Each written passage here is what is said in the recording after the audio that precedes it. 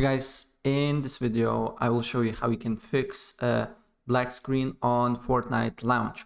It's quite easy and straightforward, so without further ado, let's get started. First of all, completely exit Epic Games Launcher, and on the bottom right corner as well, if we go here, press exit here.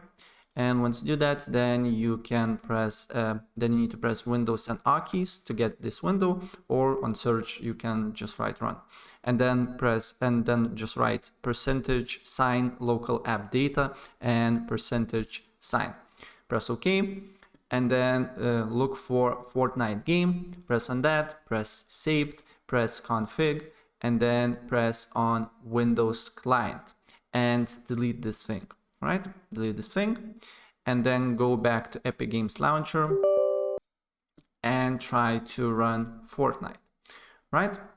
And as you can see here, we need to wait for a few seconds and try to run Fortnite, right? And if it's not working, then you need to just go to right click on it, go to manage, and then verify files and restart Epic Games Launcher, and then should work. Right, so that's pretty much it what I want to show you, and if I help you out, please press like button and subscribe for more. Take care, bye.